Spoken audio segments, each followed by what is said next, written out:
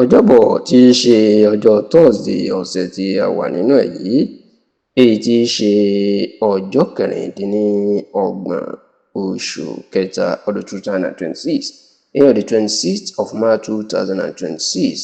ó ní olùdíje fún ipò ààrẹ lábẹ́ ẹgbẹ́ òṣèlú New Nigeria People's Party NNPP tó tún jẹ́ gómìnà tẹ́lẹ̀ ní ìpínlẹ̀ Kano, Sẹ́nẹ́tọ̀ Rabiu Musa Kwankwaso ni ó gbàlejò gómìnà tẹ́lẹ̀ ní ìpínlẹ̀ Ọ̀ṣun tí ó tún fìgbà kan rí tó ti fi jẹ́ mínísítà ọ̀rọ̀ ààbò inú tó sì jẹ́ pé ó ní akọ̀wé àgbà ẹgbẹ́ òṣèlú African Democratic Congress ADC lásìkò yìí ní ọ̀gbẹ́ni Abdulrauf Adésọjí Arẹ́gbẹ́ṣọlá.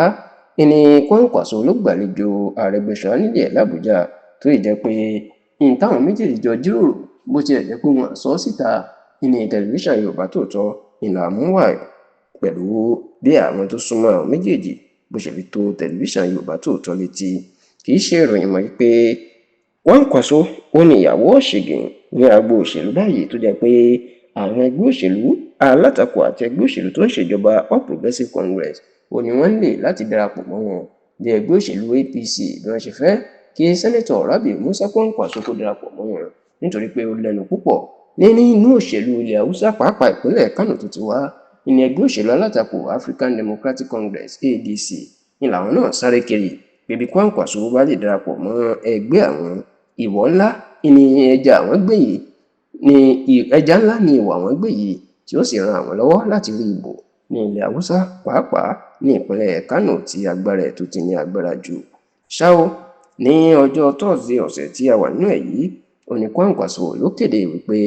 òun gbàlejò Arẹ́gbẹ́ṣọlá ní ilé òun ní Àbújá tó sì jẹ́ pé pẹ̀lú bí ipò Arẹ́gbẹ́ṣọlá bó ṣe jẹ́ nínú ẹgbẹ́ òṣèlú ADC ní akọ̀wé àgbà eléyìí ló jẹ́ kí awuyewuye jáde wípé Kwankwaso ó ti fẹ́ darapọ̀ mọ́ ẹgbẹ́ òṣèlú ADC láti ṣiṣẹ́ pọ̀ pẹ̀lú àwọn alátakò láti lé ààrẹ Bọ́lá Ahmed Tinubu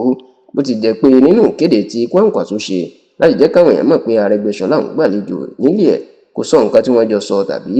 nǹkan tí wọ́n jọ ṣe pọ̀ ṣùgbọ́n tẹlifíṣàn Yorùbá Tòótọ́ gbọ́ pé ọ̀rọ̀ lórí ètò ìdìbò ọdún 2027 òun náà ni wọ́n sọ pàápàá ìpàgọ́ ẹgbẹ́ òṣèlú ADC tó ń bọ̀ àti ètò ìdìbò abẹ́lé wọn láti yan olùdíje. A gbọ́ pé Arẹ́gbẹ́ṣọlá ó bá Kwankwaso sọ̀rọ̀ lórí bí yóò ṣe darapọ̀ mẹ́gbẹ́ òṣèlú ADC àti báyé yóò ṣe rọ òun àti àwọn ọmọlẹ́yìn ẹ̀ nínú ẹgbẹ́ òṣèlú ADC tá a sì gbọ́ pé àwọn méjèèjì wọ́n tún jọ jíròrò lórí nǹkan tí wọn yóò ṣe fún Kwankwaso tó bá wọnú ẹgbẹ́ òṣèlú ADC.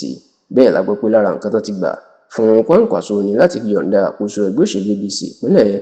Kánò fún un láti fa olùdíje tí yóò jẹ́ gómìnà ní ìpínlẹ̀ Kánò lábẹ́ ẹgbẹ́ òṣèlú ADC sílẹ̀ tó sì jẹ́ pé ààrẹ eléyìí ìlà gbọ́ èyí tí yóò jẹ́ kí Kwankwaso kó darapọ̀ mẹ́gbẹ́ òṣèlú ADC nígbàkúùgbà sí àsìkò.